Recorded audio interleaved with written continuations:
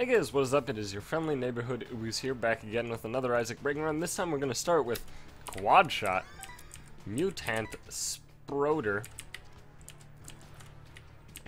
because I haven't actually done a Quad Shot run in quite a while. I did a few Triple Shot runs sorta recently, but no Quad Shot. Hey, found both. It's been a while since I've had a Quad Shot, so here we are. We're gonna go ham. This is already incredible. Everything about this is going really, really well. This is great. And I really hope, I mean, best case scenario, right, would be our first boss item is like, I don't know, maybe a toothpicks or a torn photo or something, you know, that'd be fine. Either of those would be cool. You know, even a screw would be cool. I mean, I could also, you know, survive with something like, I don't know, a pentagram maybe. It'd be okay. I wouldn't complain about it.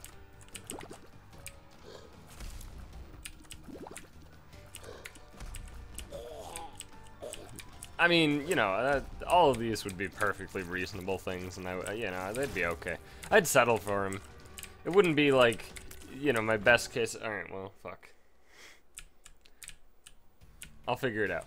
We'll see what happens. I'm gonna grab this battery, and I'm gonna go to the curse room. Gonna see if I want to re-roll in the curse room. If not, I'm probably re-rolling that. The matchbook. That's what it's called, right? That's the matchbook? Yeah. It's gotta be. Sure. Yeah. Okay. Alright, I'm gonna toss down 2 bombs. Just 2. I'm gonna do top left and bottom right because I'm feeling lucky. Oh. Alright, well. Oh. 48-hour energy is sweet. Unfortunately, I kind of fucked it up.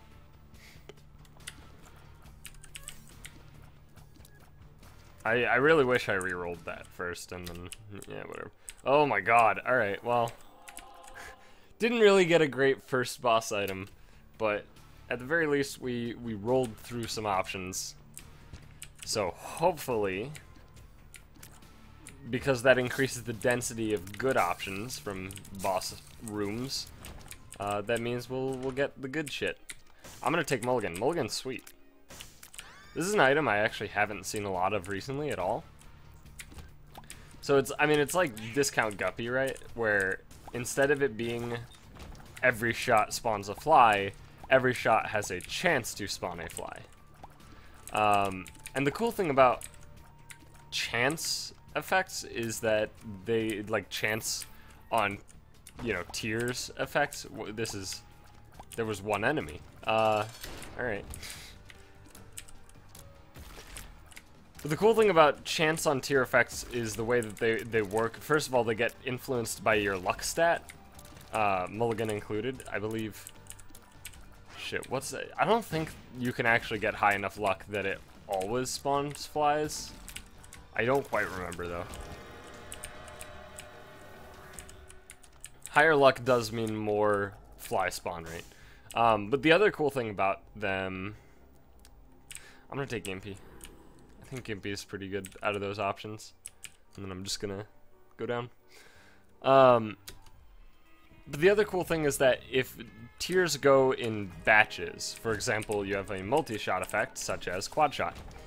Or you have a splash tiers effect, such as either Parasite or Cricket's Body, and you have a chance on hit effect. The chance on hit, if it rolls, you know, the positive, if it happens at all with a burst, then it happens with every single tier in that cluster, right? So a great example to look at is Firemind. Firemind with Cricket's Body is a nightmare because what happens is, you know, you shoot the shot, right? It hits an enemy, Firemind triggers, it procs even, and Fireman procs, and then the splash tears go out, and the splash tears will also trigger fire. There'll be fire on the floor at that point from all of them, and explosions, of course. So I mean, it's a good thing, right? Because it improves predictability, but at the same time, it can be kind of terrifying when it comes to Fireman. With Mulligan, it's just good. I mean, it's just good. And I've noticed from Mulligan, it's a very weird one because I'm actually noticing that what I just spent like 30 seconds saying might not be accurate, because I'm definitely spawning like one fly at a time. It's weird. I have noticed with Mulligan being a bit different though. Can you stop with the fast jumps so I can like not get hit, please? Thanks. Mulligan's a weird one though, because if you have soy milk with Mulligan, what ends up happening is that when Mulligan rolls positive, it maintains that for like an amount of time, right? So if you have soy milk, it'll be like, you know, a cluster of, I don't know, 20-something tiers will all spawn flies, right? Every time it rolls to the positive. Let's put the bomb here. Alright. That is not the secret room.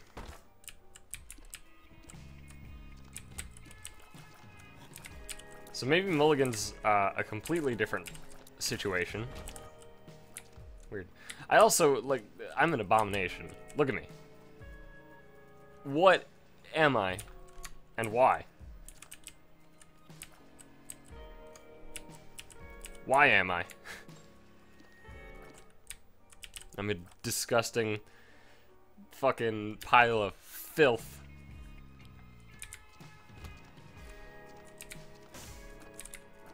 Yeah, this is... Sorry. This is a very disgusting looking Isaac. Also, I am digging the items that I've actually gotten so far. I'm pretty happy about them. Alright, I can't get that golden key at the moment. I'm gonna reroll. Hey! I'm real into my item combos. I hate bomb fly rooms. Just explicit bomb fly rooms with, like, limited movement really piss me off. They are some of the most consistent rooms where I get hit. And there's nothing unfair about them. I'm just really bad at understanding how to move to avoid the bomb flies. Strength card, not bad. Fucking, what's wrong with me? Oh my god, dude. This is very upsetting to me. Yeah, I shouldn't have gotten hit once on this floor, let alone twice. Twice is just embarrassing.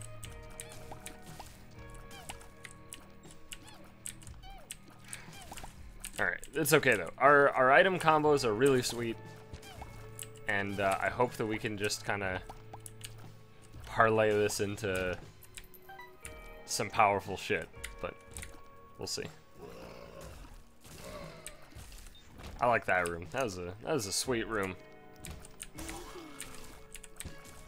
Don't you dare with the stupid motherfucking trites, alright? Don't you dare. I want the Spirit Heart, but Humbling Bundle's too good to pass up.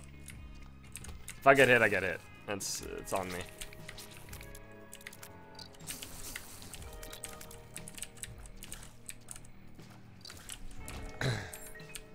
I wanted Humbling Bundle so bad. In fact, now I might be able to buy the... Nope. That's really bad, actually. A golden chest giving pretty much nothing is really not what you want to see. Hey! Hey. And this is why Humbling Bundle is awesome. If I bought that Spirit Heart, I'd be at 14 cents right now, and I couldn't have bought Humbling Bundle. If I bought the Spirit Heart first, that is.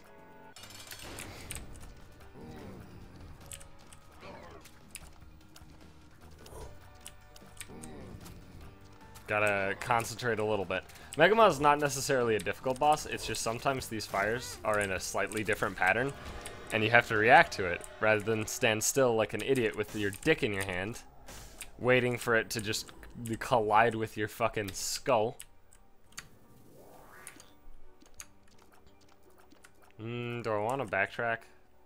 Yeah, I think so. With Humbling Bundle, it's definitely worth it. I'm gonna take this run a little slower. So I'm gonna backtrack to the boss gauntlet room, and I guess I'll shoot these fires that I apparently didn't shoot. It didn't matter. Oh well. Right, okay.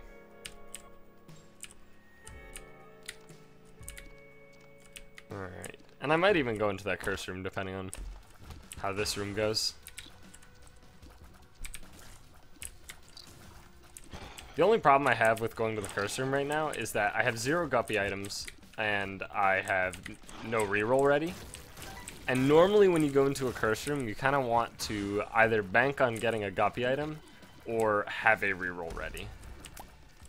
Those are generally the things you want to strive for before entering a curse room. But I might still go in if I have an excess of health. Which I do currently. Yeah, let's do it.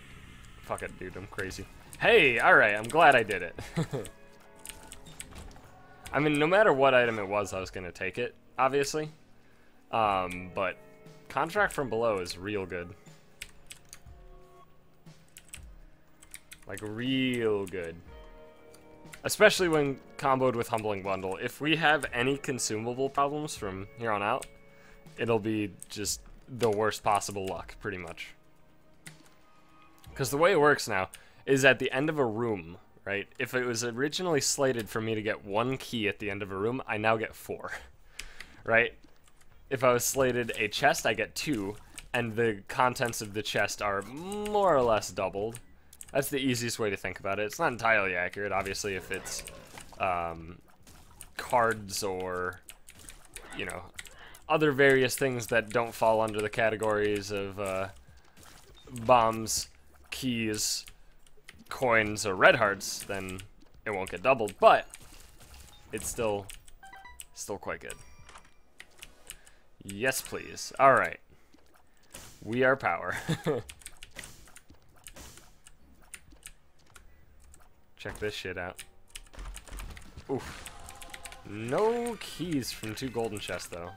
I can only hope that I get keys from whatever the end of room drop ends up being. So, one cool thing about Pisces is, as you can see, I can actually just shoot them... Ugh, the amount of red hearts. I can shoot them from the face, the knights, that is. And the knockback from Pisces will actually cause them to, you know, turn around briefly, which will allow me to shoot them in the back, which will continue to keep them turned around briefly for me to shoot them in the back again. So as long as I just keep spamming away, then they eventually die, unless they stack up on each other. I got hit. Okay, apparently it doesn't always work. Listen, it's Binding of Isaac, alright? Not everything works all the time. Consistency is a overrated concept. Or an overrated concept, if you would like to use proper grammar and word usage. I'm getting so many red heart drops, and it is bothering me. Like, I don't need red heart drops, for one, and there we go. And for 2, I had not, you know, I had 1 key, so...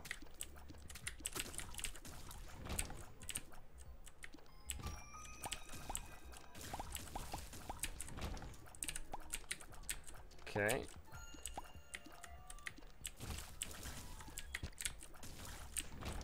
Nice. Okay.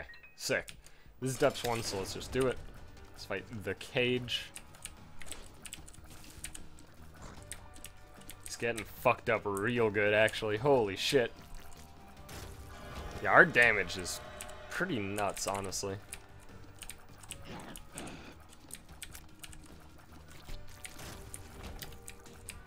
Guppy's head, not bad. It is Guppy item numero uno. Also, okay. Guppy and Mulligan is such a weird combo because in vanilla, I believe it didn't work, and now it like does kind of, but I'm not certain. I don't remember. All I remember is that there was like contradictions between vanilla and rebirth in terms of the way that the item combination works. So that's 4 spirit hearts, which is pretty good deal for 15 cents. Don't really need the key at this point. The battery couldn't have hurt. Actually, we're taking our time, so go to the curse room. It's weird because I'm taking my time and I still have 5.5 minutes to get to boss rush, which is of course on the next floor. This is yeah, no thanks. Hey, Gimpy. Alright, Gimpy just made that a complete free endeavor. Nice. One of the reasons Gimpy is so great. So is it weird that I have, like, just non-stop in my brain, I have, like, 21 Pilots running currently? The band 21 Pilots. I don't even remember the song that I'm thinking of by name at all.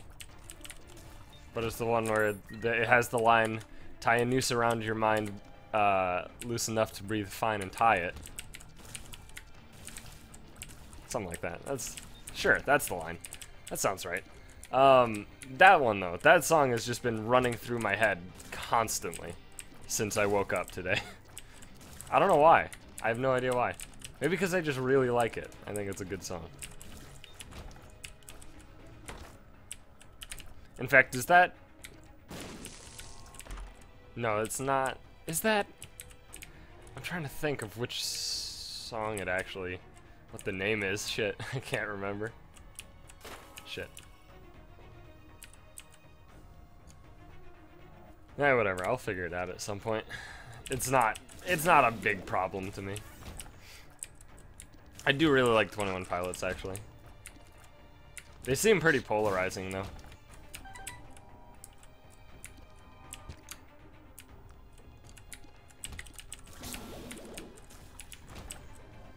Most people that I ask about their opinions on 21 Pilots, they're either like, I fucking love it, or they're terrible.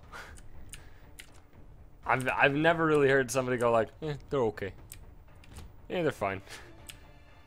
You know, it's like, it was a whatever.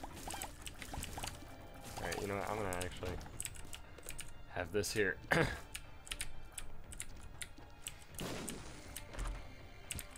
And if you've never heard a song by 21 Pilots, I would recommend it. I do really like them. Now that I've used 2 keys here, I might as well throw a bomb away as well. Yeah, okay. I would recommend at least checking them out, giving them a shot. You've probably heard House of Gold, which is not really their classic style, but it's still really good. It's the one with the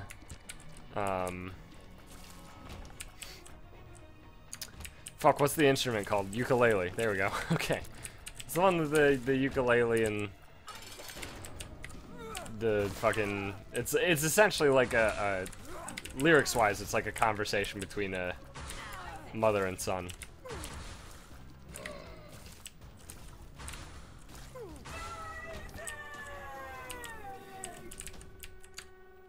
It's pretty good, though. It's pretty good. Alright, what do we got? Not good. Not good. See you later, Spumoni.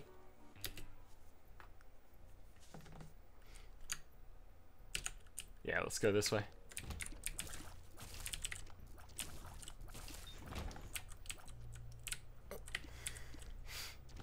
But I really like the stuff off of their latest album, which I can't remember the name of. I'm really bad at, like, the only time that I know specifics about musical artists is when I like them to a point that it's almost like obsessive, right? If I just like a musical artist, chances are I don't know shit about them. You know, I know I like their songs, and I probably can't remember the names of them. That's my average, right? And then you, of course, reach the other end of the spectrum, where it's Pendulum, which I wouldn't even say that I'm, like, obsessive about them and, like, I know every detail. It's more just, like, you know, I actually know album names. I know pretty much every song name, at least of the songs that I personally like by Pendulum. I know that Pendulum is no longer a thing. You know, I cry myself to sleep every night because of it. Yeah, but most bands I'm just like, yeah, I like them.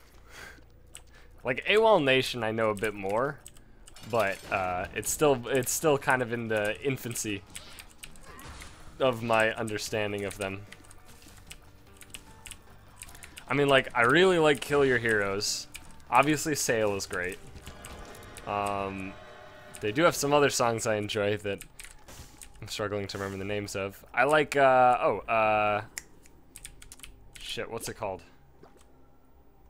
Hollow Moon. I like that a lot.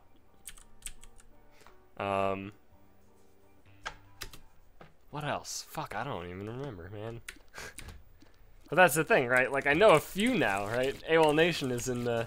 I'm still in the still learning camp of AWOL Nation.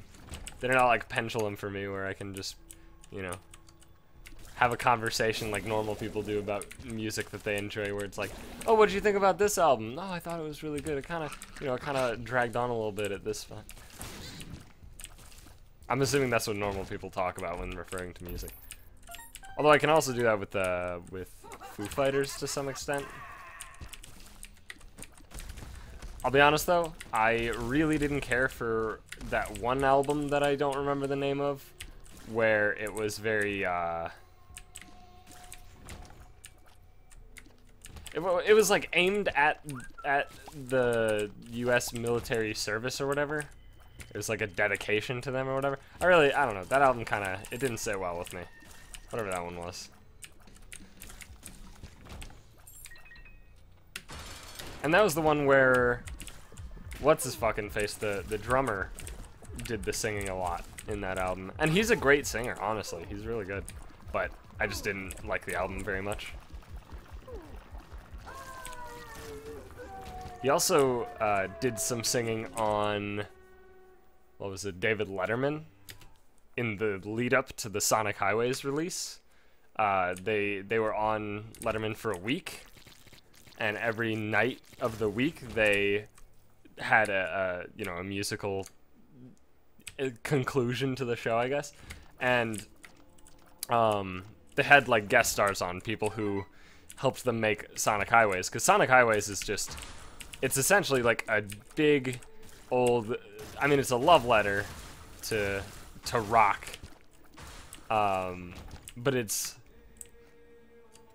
nothing but collaborations, right? Like every song on Sonic Highways is collaborated with somebody, right? And so they had just people who they collabed with for Sonic Highways with them, and did some cover songs and stuff like that. And they did a Cheap Trick song, which I don't remember. I don't remember the name of it, but they did a Cheap Trick song with the guitarist from Cheap Trick, who did help them with Something from Nothing. And the drummer was singing in that one, and then Dave Grohl was on drums. 48-hour energy. And I do think, and I'm sorry that I'm forgetting his name, the drummer from Foo Fighters, that is. See, I don't know. I don't think about trivia, you know? Trivia's not the thing I give a shit about. It used to be, but I've slowly moved away from trivia as a topic, as a thing, I guess. I'm really bad at Trivial Pursuit. Unless it's Lord of the Rings Trivial Pursuit. But that's when I really cared about trivia. Was around the Lord of the Rings boom, I suppose. With the Peter Jackson movies, of course.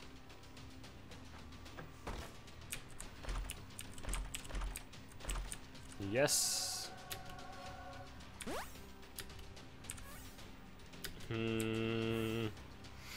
Alright.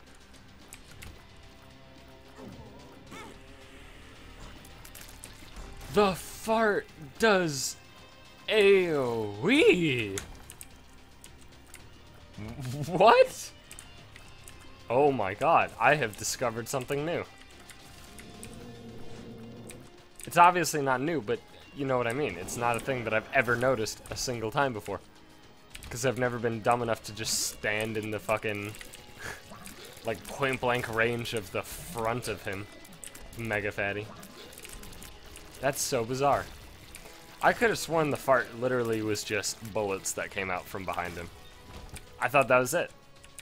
I didn't realize it actually was like a, almost like you using bad gas.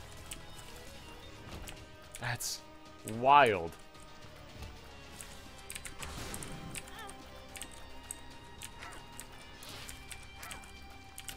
That's actually crazy. It's shit like that where you never think about how, like, whenever you're just playing the game, right? And it's like, oh yeah, I'm not getting hit. You don't learn things not getting hit, right? That's like the biggest hurdle for people to, I guess, understand. The biggest mental hurdle for people to vault over when it comes to getting better at a video game. Actually, in pretty much anything in general, but let's talk about video games because that's what we're doing. It's the idea that you don't really, I mean, it's not that you learn nothing by winning, it's that you learn less, right? The best way to win, or the best way to learn, sorry, is to not win. The more mistakes you make, the better you learn things.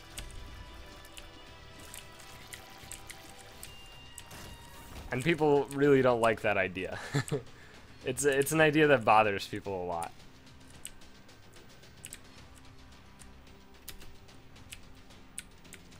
Because it's like, well, if I'm doing everything right, then I don't see what's going wrong. And I mean, the thing that's going wrong is that you're not learning. So when people play, let's say, Dota 2, for example, or even League of Legends, you know, I'll talk about League of Legends because more people play that. And I did used to play a shitload of League back in, I guess, pre-season 1 and then season 1.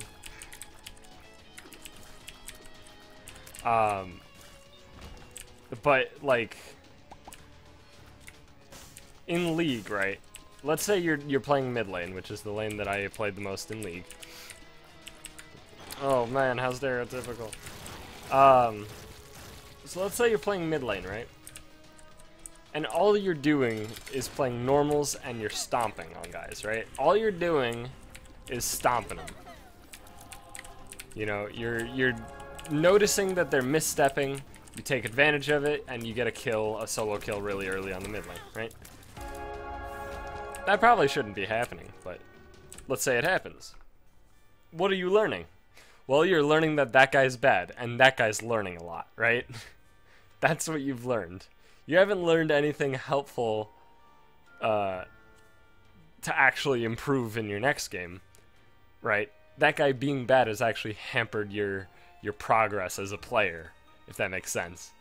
I mean, yeah, it's fun to just shit on somebody, absolutely. And so a lot of people seem to play online multiplayer games for that, but you don't learn shit that way.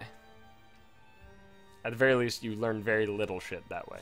So, anyway, thanks for watching, guys. Hope you enjoyed this episode, and if you did, please be sure to leave a like and subscribe and comment and just share, blah, etc. I don't know, man.